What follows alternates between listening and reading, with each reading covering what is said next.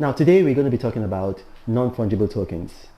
What are non-fungible tokens and how can they make you stupendously wealthy? The reason I'm doing this is because of the feedback I got from a lot of people.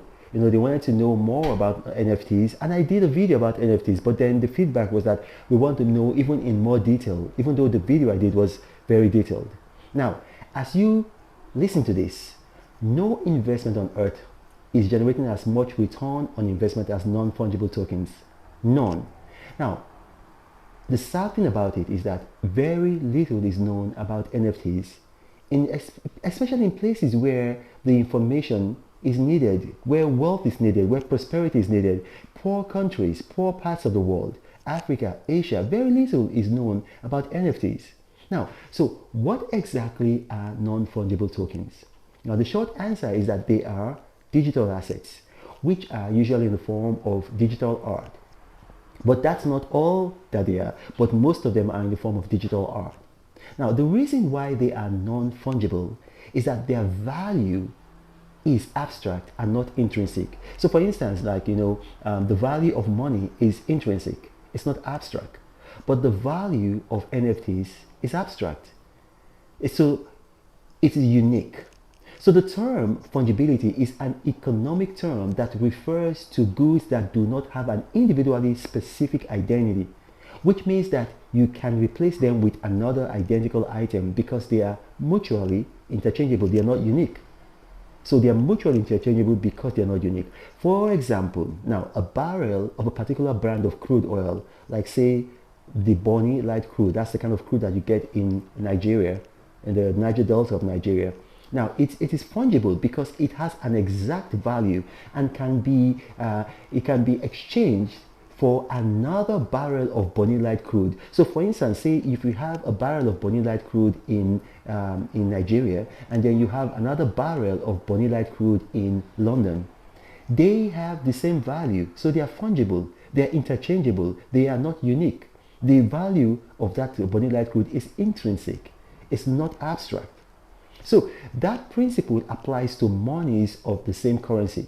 For example, if you have $100 and I have $100, it's exactly the same. It has exactly the same value. So your $100 has exactly the same value as mine. And so it is thus interchangeable. It also applies to almost all goods and even services. Yes, I'm sure you're surprised that it applies to services, but it does apply to services. For example, if I enter a contract with you to perform the service of flying you from London to New York in a private jet, now that service is fungible as long as I use any type of the planes I promised. So if I contracted to fly you in a Learjet, now I don't have to use a specific Learjet. I can use any kind of Learjet. So as long as I'm using a Learjet, one Learjet is just as good as another Learjet. So if I say I'm going to use like maybe a Bombardier jet, one Bombardier jet is as good as another. So now, non-fungible tokens are the exact opposite of that. They are art, mostly. So their value is abstract. So they cannot be interchangeable or exchanged for another art of exactly the same value because their value is unique. I'll say this again. Their value is unique. So it is impossible to replace or to create another non-fungible token like that. I'll give you another example. So for instance now, the Mona Lisa by Leonardo da Vinci, I'm sure you've heard of it. It's unique. Now, it can never be recreated. So therefore, it can never be interchanged or exchanged for another Mona Lisa. So the value of the Mona Lisa is non-fungible. So it's a non-fungible item because it is unique. So it's like snowflakes.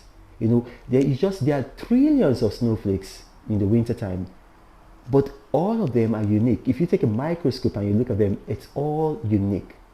So now, even if you take a photograph of the Mona Lisa, you don't have the Mona Lisa even though you have the image of it, because the value of the Mona Lisa is in that original.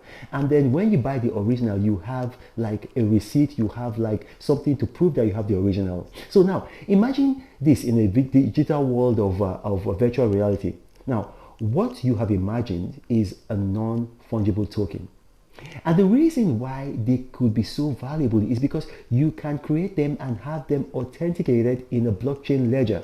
So just like if you go and you buy the Mona Lisa, so you're going to get a certificate that only you have. Nobody else in the world has it. So if anybody creates like a copy of the Mona Lisa, they don't have the certificate. You only have that certificate so that this is the original Mona Lisa by Leonardo da Vinci. So if you buy a non-fungible token, your proof of ownership is kept in a blockchain ledger, so that if anybody duplicates that non-fungible token, their copy does not become valuable, just as a photo of the Mona Lisa does not become valuable, and it does not detract from the value of the original. So you can have 1 billion, 1 trillion copies of the Mona Lisa, but as long as they are all copies, it does not detract from the value of the original Mona Lisa.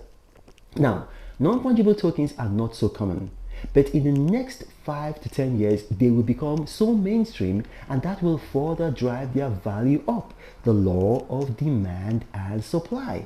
The law of demand and supply. So imagine paper money, also known as currency or cash, moolah, paper money, right? Greenbacks, dollars, whatever you call it. Now, when proper paper money was first introduced in the United States in 1690, the public were skeptical. They refused to stop using gold and silver as money and resisted the greenback.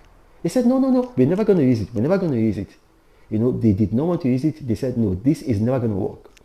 But as time went on and they saw the advantages of paper currency over the gold standard, that is, like, it was easier to carry around, it was faster and better to trade with.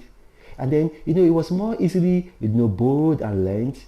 And then, it was easy, it was safer to keep because, away from robbers, there were just like 101 advantages that paper money had over gold and silver. And even now, paper currency is giving way to digital currency. In fact, a country as conservative as Nigeria just launched the e-Naira. Can you imagine that? Ghana has the e-cedi. So you can live in America for a decade without even touching a physical dollar because the digitalization of the US currency has reached very, very advanced stages. You can imagine that it has reached very, very advanced stages. So, like, for instance, I live in the United States. I don't ever use the dollar, the physical dollar. Everything I do, I'm doing with my card. So I don't use the physical dollar. Now, that digitalization is now being applied to art. And the initial result is the initial results are non-fungible tokens. Now, eventually, it will encompass many other things. It's going to encompass many other things eventually. But the initial results are non-fungible tokens. So now, I'll give you an example. Just last week, CryptoPunk, an NFT, CryptoPunk, you can research this. Now, it sold for 530 million, and that is over $500 million. Now, there are currently unanswered questions. Even me, I have unanswered questions about that sale. It's so stunning. It's shocking. I'm saying, like, what happened here? So there's just a lot of unanswered questions. Because it's mind-boggling. $530 million, that's $500 million. But let's look at a sale that doesn't have any unanswered questions. It's just straightforward. In March of 2021, a digital artist known as Beeple. Now, his real name is Michael Joseph Winkelmann, but he's known as Beeple in the crypto world. He's well known. He sold one unit of NFT. He sold 1 unit of NFT for $69 million at an auction at the world famous British auctioneers Christie's. He sold 1 unit of NFT. So just one digital art, he sold it. So you can just look at that. Now, a series of non-fungible tokens, known as pudgy penguins. So this artist has created like a series of them. Now, the name of the artist is called Clayton Patterson. Now, the pudgy penguins have made more people millionaires this year than almost any other thing on earth. And a significant portion of those who became overnight millionaires are 18-year-old kids. Research it, Google it yourself. 18-year-old kids. Just think about that. A unit of pudgy was worth, I think it was worth $70 in June of 2021. And today, their value shot up to about 9,500 units. Now let me verify that. Let me just verify that. Give me a second. Let me check their current price. Okay, so the value right now is about $9,700. So that is an over 10,000% return on investment. Now, I challenge you to name any investment that can yield that rate of return. Now, go ahead, I challenge you. Only, and I say this with all seriousness, with all research, and you guys know I'm a researcher. I deal in facts. I don't deal in speculations. Only cryptocurrencies and NFTs are performing that well, and that's why I urge my viewers, I urge you watching this to update your financial knowledge.